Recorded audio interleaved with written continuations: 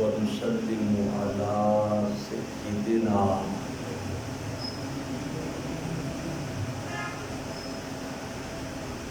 ومولانا محمد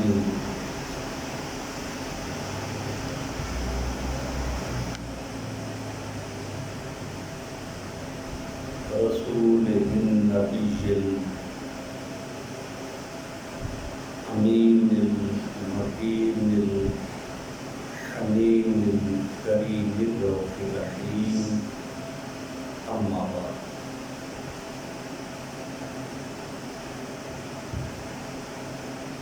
فأعوذ بالله من الشيطان الرجيم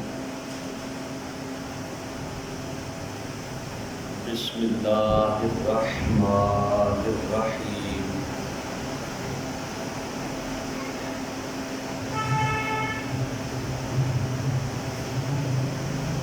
إنما يريد الله ليذهب عنكم الرجس أهل البيت ويطهركم تطهيرا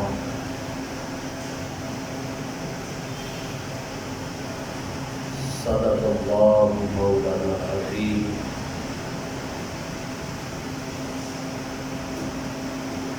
إن الله وملائكته يصلون على النبي يا أيها الذين آمنوا صلوا عليه وسلموا تسليما اللهم صل على سيدنا ومولانا محمد وعلى آله وصحبه وبارك وسلم الصلاة والسلام عليك يا سيدي يا رسول الله وعلى آلك وأصحابك يا سيدي يا حبيب الله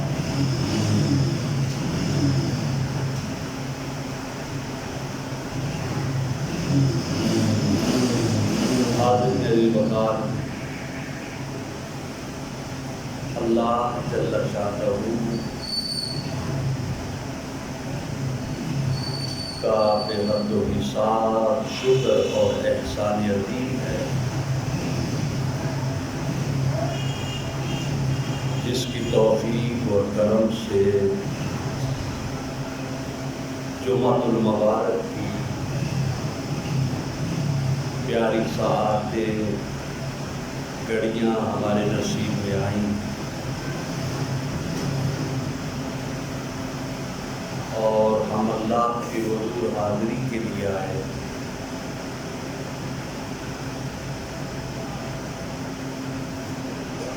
آج جمعہ المبارک میں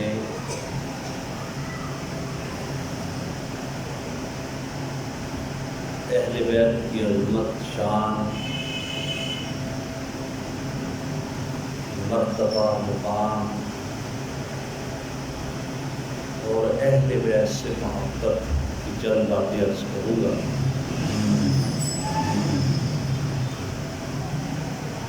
قرآن مجید فرقان حمید کے مختلف مقامات پر اللہ رب العزت نے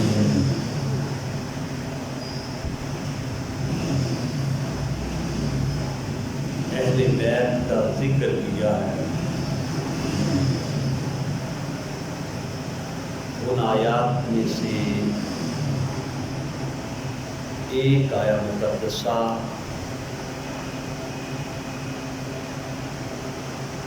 سورہ احزاب میں جس کی میں نے تلاوت کی ہے،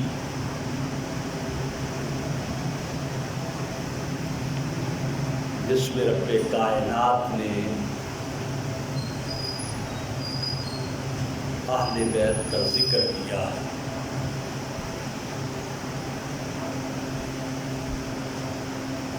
رب کائنات نے ارشاد فرمایا انما یرید اللہ، بے شک اللہ تو یہی چاہتا ہے لِيُذْهِبَ عَنْكُمُ الرِّجْسَ أَهْلَ الْبَيْتِ، کہ اہل بیت سے ہر قسم کے گناہ کی میل اور کچیل دور رکھے، وَيُطَهِّرَكُمْ تَطْهِيرًا، اور اللہ رب العزت اس طرح اہل بیت کو پاکیزہ طہارت والا کرنا چاہتے ہیں، رکھنا چاہتے ہیں کہ جو تطہیر کا حق ہے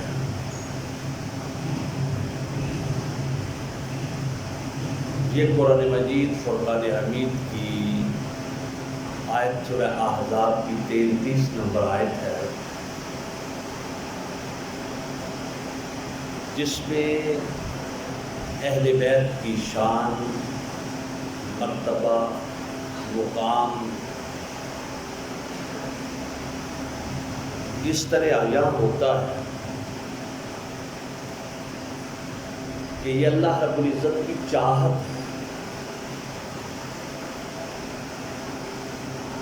اور قرآن مجید کا یہ لفظ انما، یہ کلمہ حصر ہے کہ اللہ یہی چاہتا، اللہ رب العزت کی مرضی یہی، اللہ رب العزت کی چاہت یہی ہے کہ وہ اہل بیت کو پاکیزہ رکھے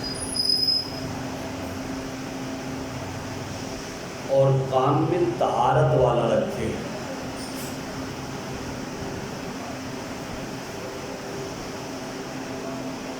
اس سے مفسرین نے پہلی بات یہ لکھی ہے کہ اہل بیت سے محبت کرنا، اہل بیت سے محبت کرنا، اہل بیت کی تکریم کرنا، اہل بیت کا ادب کرنا، اور اگر ان پر کوئی غلط اور نامناسب باتیں کرے یا الزام لگائے اس کا دفاع کرے، یہ اظہار محبت رسول ہے صلی اللہ علیہ وآلہ وسلم۔ ہم ذکر اہل بیت کا کرتے ہیں تو قرآن مجید کی آیات کا مفہوم یہ نکلتا ہے کہ تم اظہار محبت رسول کر رہے ہو۔ ہم ادب اہل بیت کا کرتے ہیں تو قرآن مجید کی آیات کا مفہوم یہ ہے کہ تم ادب رسول اکرم صلی اللہ علیہ وسلم کا اظہار کر رہے ہو۔ اگر کوئی حضور صلی اللہ علیہ وسلم کی آل اور اہل بیت کا ذکر کرتا یا اظہار محبت کرتا یا تکریم اور ادب سے ان کا نام لیتا ہے، ان کی تعریف کرتا ہے، وہ حضرت علی شیر خدا ہوں رضی اللہ تعالی عنہ، وہ حسنین کریمین رضوان اللہ علیہم اجمعین ہوں، وہ سیدۃ النساء حضرت فاطمہ الزہرا رضی اللہ تعالی عنہا ہوں، ان ساروں کا ذکر کرنا اظہار محبت رسول صلی اللہ علیہ وآلہ وسلم۔ اب اس آیت سے دوسری بات، ہم اپنی زندگی میں اپنے پڑھنے لکھنے میں سمجھنے سمجھانے میں اہل بیت کو اہل بیت اطہار کہتے ہیں۔ اطہار کا مطلب بھی پاکیزگی ہے، صفائی اور ستھرائی ہے۔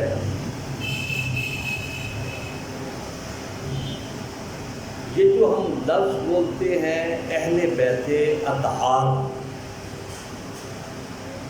یہ قرآن مجید نے ان کو لقب دیا ہے۔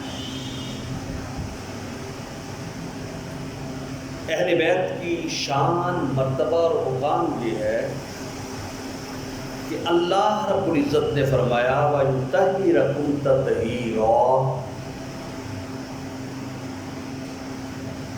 کہ اس طرح میں چاہتا ہوں کہ اہل بیت پاک رہیں جس طرح پاک رہنے کا حق ہے۔ یہ جو تطہیرات کا لفظ ہے وہ مبالغہ ہے، تو اسی سے اہل بیت اطہار کہا جاتا ہے حضور کی آل کو۔ پاکیزہ لوگ، پاکیزہ گھرانہ، پاکیزہ آل، پاکیزہ خاندان، پاکیزہ نسل، پاکیزہ اولاد، یہ قرآن مجید نے اہل بیت کو کہا ہے۔ تو اسی سے مفسرین نے، محدثین نے، اہل علم نے اہل بیت کہتے ہوئے ساتھ لفظ لکھا ہے اہل بیت اطہار، یعنی یہ وہ نفوس قدسیہ ہے جو پاکیزہ ہے۔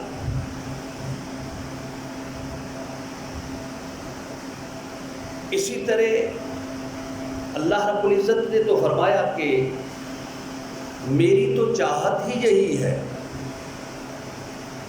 کہ اہل بیت سے گناہ کے میل کو، کچیل کو، گندگی کو دور رکھا جائے اور ان کو اس طرح پاک کیا جائے جس طرح پاک رہنے کا حق ہے۔ قرآن مجید فرقان حمید کا ایک اور ہوگا جس میں اللہ رب العزت نے اہل بیت اطہار کا ذکر کیا، جس میں اللہ رب العزت کے محبوب نے اپنے اہل بیت اطہار کی عظمت، شان اور مقام کو اجاگر کیا۔ سورہ آل عمران کی آیت نمبر 61 ہے، جس کا شان نزول یہ ہے، کیا کہ تو جہاں صلی اللہ علیہ وآلہ وسلم مدینہ کی سرزمین پر جلوہ فرما ہیں،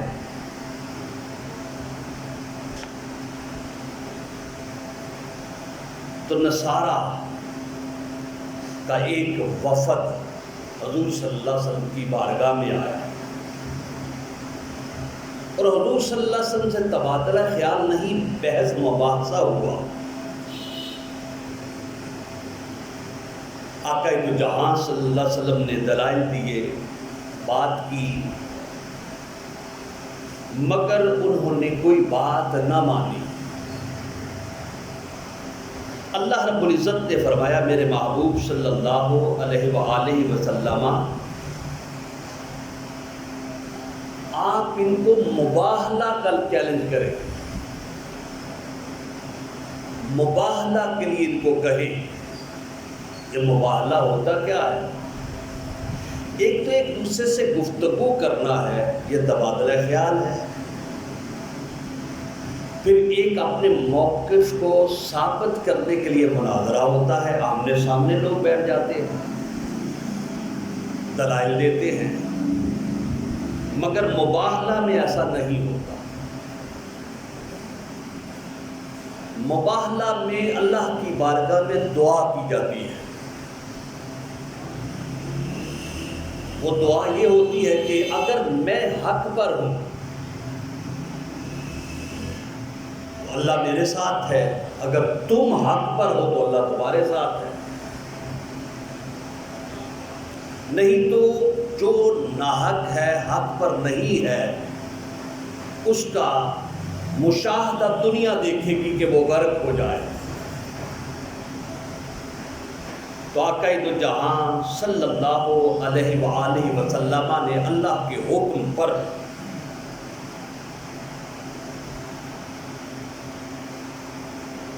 نصارہ کو چیلنج کر دیا۔ فَقُلْ تَعَالَوْا، آپ فرما دیجئے، آپ کہہ دیجئے، پس لاؤ، نہ دو، آواز دو، ابناءنا و ابناءکم، تم اپنے بیٹوں کو لاؤ، ہم اپنے بیٹوں کو لاتے ہیں،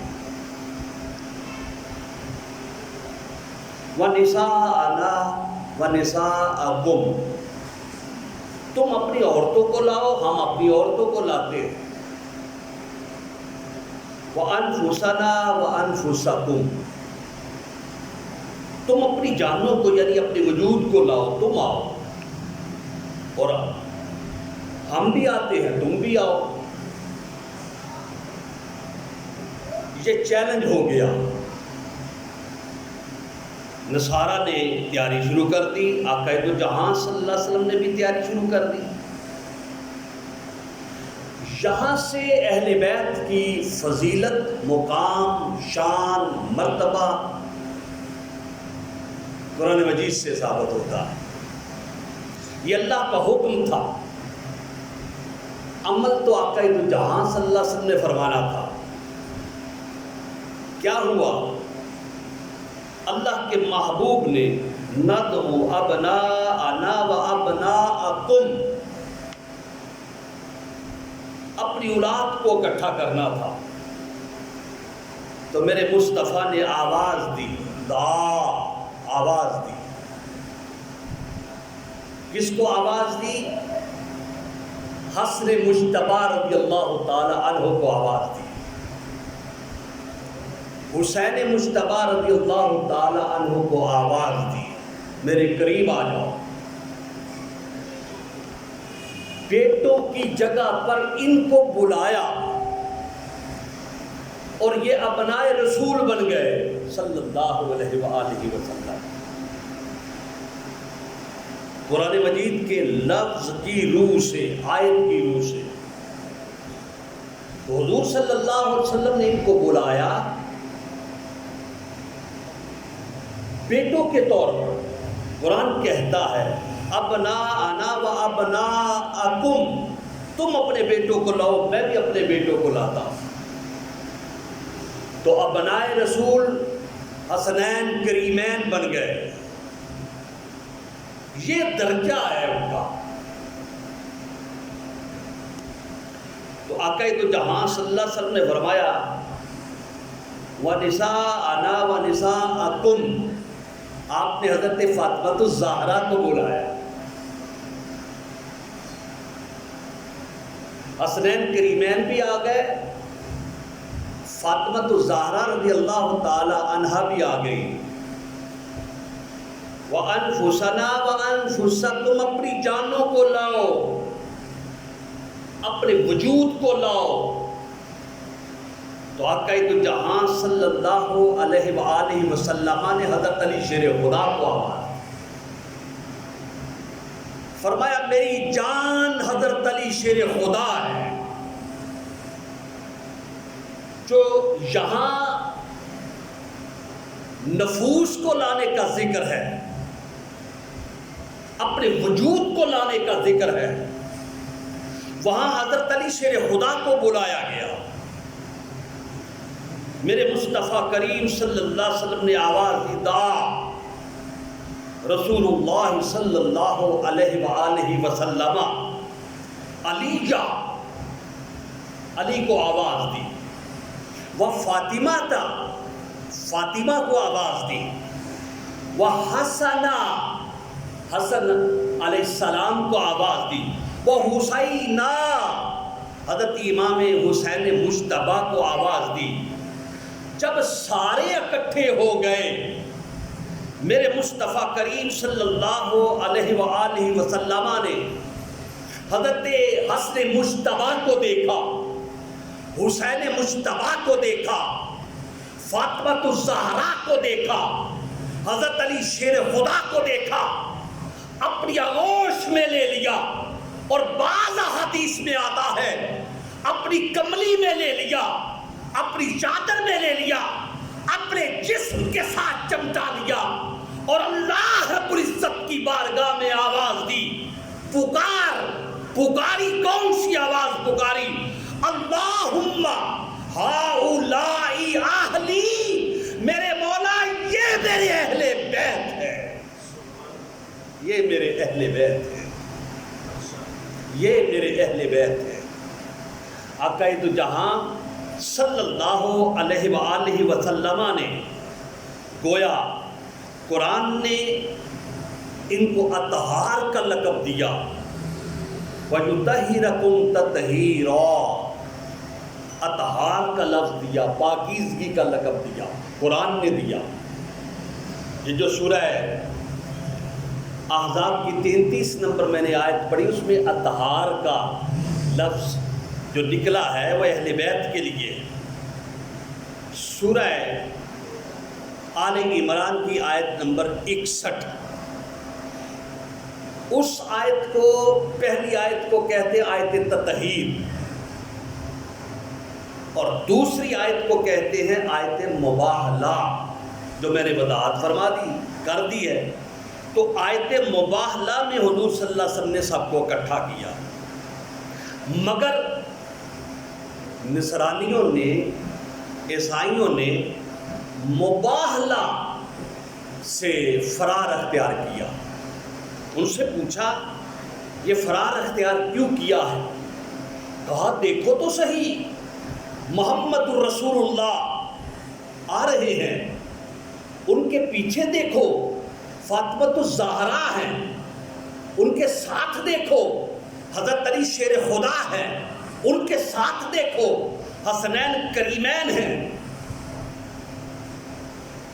اگر ان کی زبانوں سے، ان کے منہ سے کوئی لفظ بھی نکل آیا، وہ لفظ اللہ کی بارگاہ میں قبول ہے، اللہ کی بارگاہ میں مقبول ہے. ہماری نسلیں برباد ہو جائیں گی، ہمارے خاندان برباد ہو جائیں گے اگر ہم نے آج محمد رسول اللہ سے مباہلہ کر لیا. یہ شان ہے اہل بیت کی.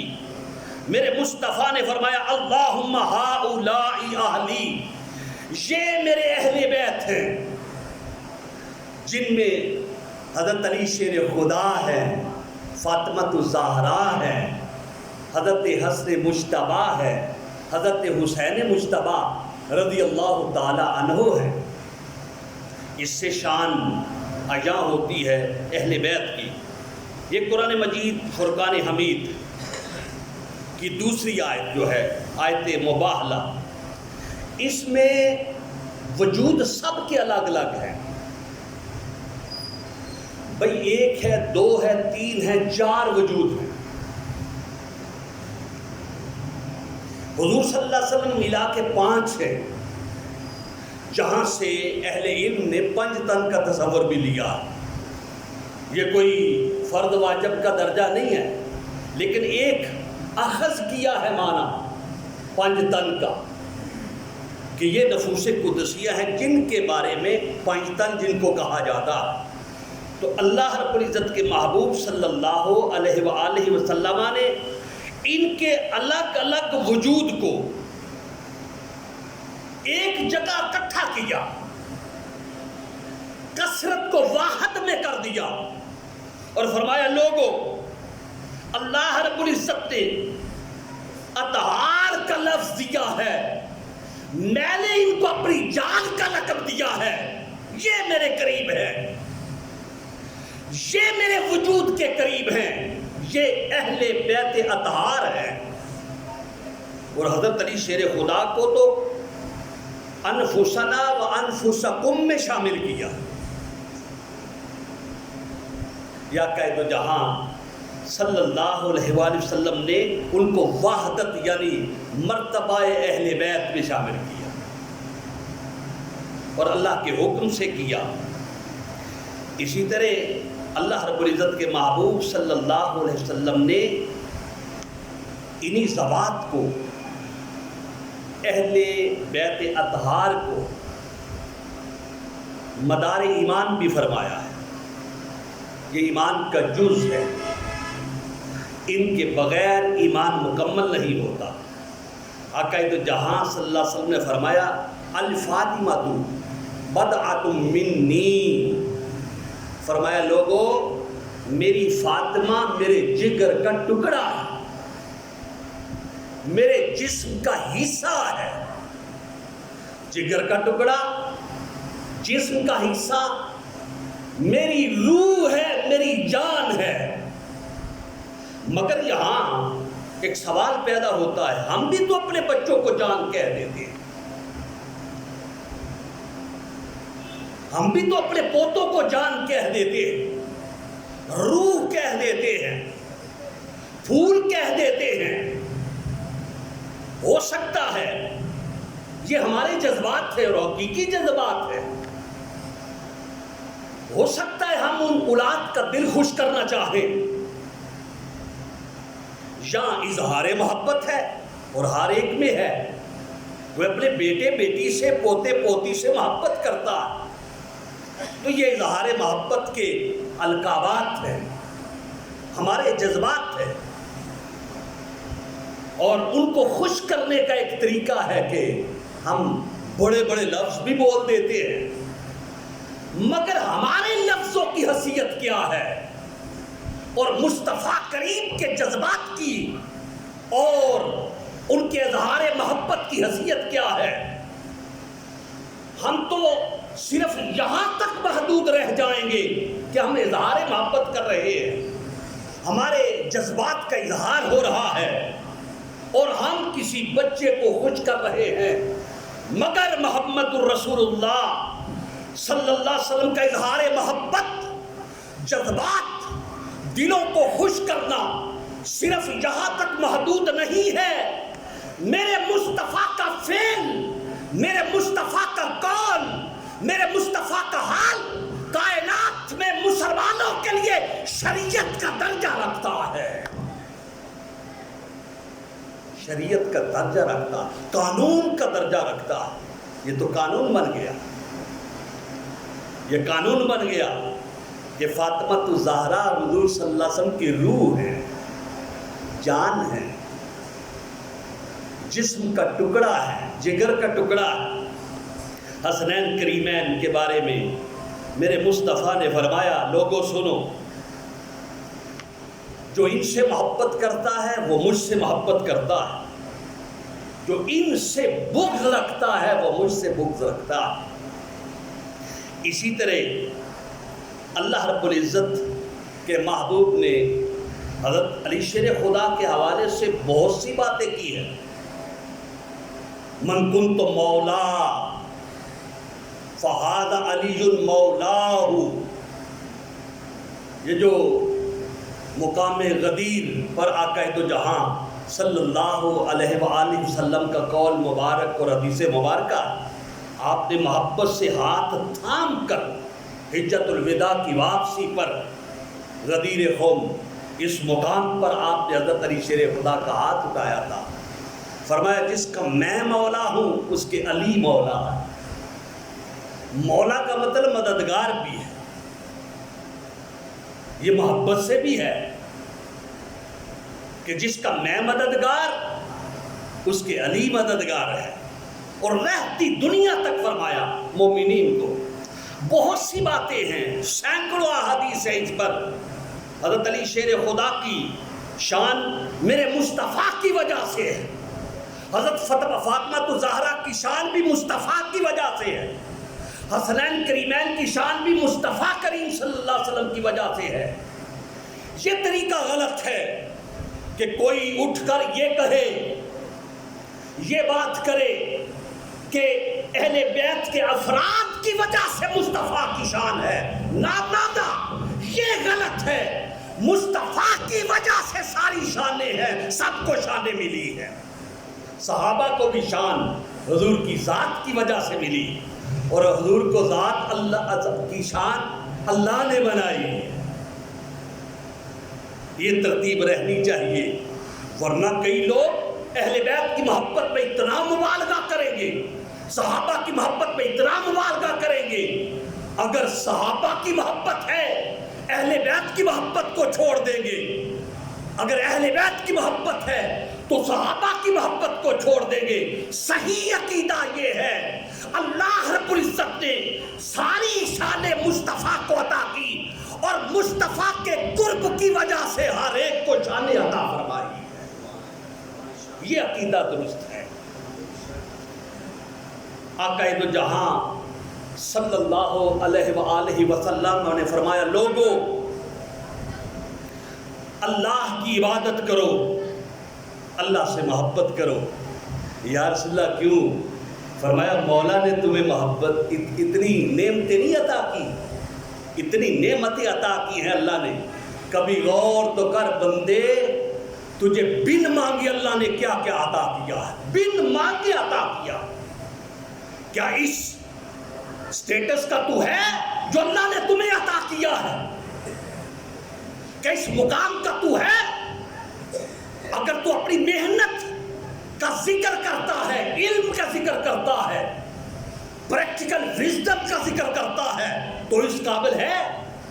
اگر تیرے لیے اللہ ہوا روک دیتا تو سانس نہ لے سکتا، تیرے اندر پانی کو روک دیتا تو چل پھر نہ سکتا، تیرے اندر سرکولیشن آف بلڈ ہے اس کو روک دیتا، تیرے برین کو کام نہ کرنے دیتا، تیرے ہارٹ کو کام نہ کرنے دیتا، تیرے وجود کے لو کا نصاب جو اللہ نے بنایا ہے، کتنا کچھ اس نے دیا ہے. تو میرے مصطفیٰ نے فرمایا لوگو اللہ کی نعمتوں کا شکر ادا کرو، اس کی عبادت کرو اور اس سے محبت کرو. پھر میرے مصطفیٰ نے فرمایا لوگو مجھ سے محبت کرو. یا رسول اللہ آپ سے محبت کریں گے تو ہمیں کیا ملے گا؟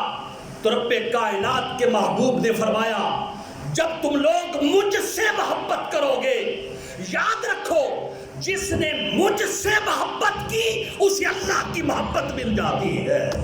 پھر میرے مصطفیٰ نے تیسرے نمبر پہ فرمایا لوگوں میرے اہل بیت سے محبت کرو. یا رسول اللہ اہل بیت سے محبت کریں گے تو کیا ملے گا؟ تو میرے مصطفیٰ نے فرمایا جو اہل بیت سے محبت کرتا ہے اسے میری محبت مل جاتی ہے، جو مجھ سے محبت کرتا ہے اسے اللہ کی محبت مل جاتی ہے، اور جسے اللہ کی محبت مل جائے اس کے لیے جنت کے دروازے کھل جاتے ہیں. اللہ کی حضور دعا ہے رب کائنات ہمیں عمل کی توفیق عطا فرمائے. وما علینا